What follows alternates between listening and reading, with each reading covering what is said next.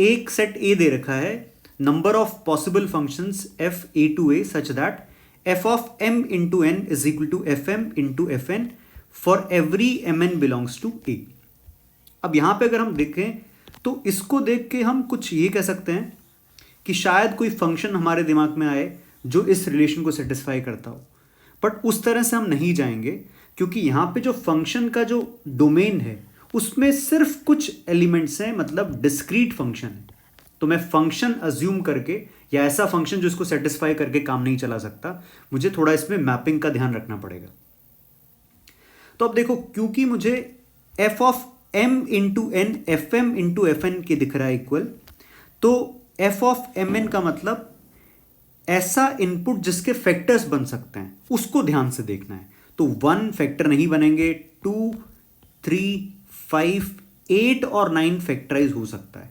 अब 8 को अगर फैक्टराइज करना है तो मैं 8 को लिख सकता हूं 2 इंटू 4, लेकिन 4 मेरे पास इनपुट नहीं है तो 8 के बारे में बात नहीं कर रहा।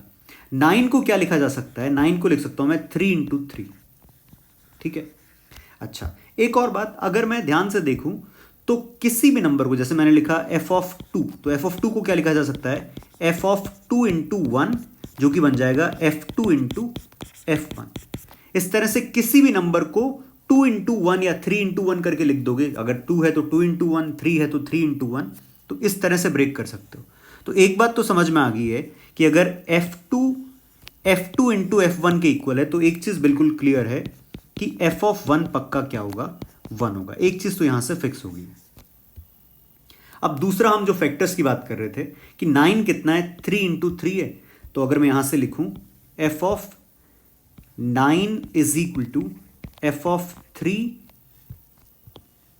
इंटू 3, और इसको लिख दिया मैंने F3 इंटू F3। ये जो कंडीशन हमें दे रखी है इसका यूज करते हुए, तो इसका मतलब ये हुआ कि F9 जो है एक परफेक्ट स्क्वायर ही होना चाहिए। अब देखो, जो हमारे आउटपुट्स हैं वो 1, 2, 3, 5, 8, 9 हो सकते हैं। इनमें से परफेक्ट स्क्वायर कौन सा है? इनमें से परफेक्ट स्क्वायर या तो ये 1 हो सकता है या फिर 9 हो सकता है। तो F9 क्या हो सकता है हमारे पास में? F9 या तो 1 हो सकता है या फिर F9 9 हो सकता है। F9 अगर 1 है तो क्लियरली F3 कितना आ जाएगा, 1 आ जाएगा। F9 अगर 9 है तो F3 कितना आ जाएगा, 3 आ जाएगा। तो इसका मतलब हमने 1 को, 3 को और 9 को आउटपुट फिक्स कर दिया। तो मैं यहां पे लिखूं, अगर मैं 1, 2, 3, 5, 8, 9 और 1, 2, 3, 5, 8, 9, ये हमने किस किस का आउटपुट फिक्स कर दिया है, 1 का, 3 का और 9 का। और ये कितने तरह से कर सकते हैं हम ये काम? ये हम कर सकते हैं 2 तरह से।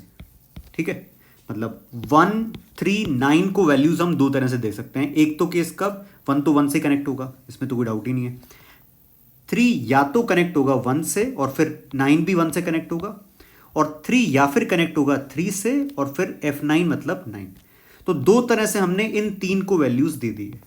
अब बचे हमारे पास में 2, 5, 8, ये 3 एलिमेंट्स। 2 के लिए कितनी चॉइसेस हैं? 1, 2, 3, 4, 5, 6 चॉइसेस। इसी तरह से 5 के लिए कितनी चॉइसेस हैं? 1, 2, 3, 4, 5, 6 चॉइसेस। और सिमिलरली 8 के लिए कितनी चॉइसेस होंगी? 6। तो आंसर रहेगा 2 इंटू 216, ये रहेगा 432, ये रहेगा आंसर। तो इस पूरे क्वेश्चन में जो ध्यान रखने वाली बात थी वो यही थी कि एफ ऑफ एम एन को F M into F N के इक्वल करना था। तो एम एन मतलब ऐसा कोई नंबर जो फैक्टराइज हो सकता है, उसके ऊपर ध्यान देना। तो फैक्टराइज होने के लिए हमारे पास में या तो 9 था या फिर 8 था। 8 के फैक्टर्स हमारे पास में डोमेन के अंदर थे नहीं, तो उसमें कुछ सोचने की जरूरत नहीं रही। लेकिन 9 फैक्टराइज हो रहा था 3 इंटू 3 में, तो उसको सोच के कंडीशन बना दी हमने।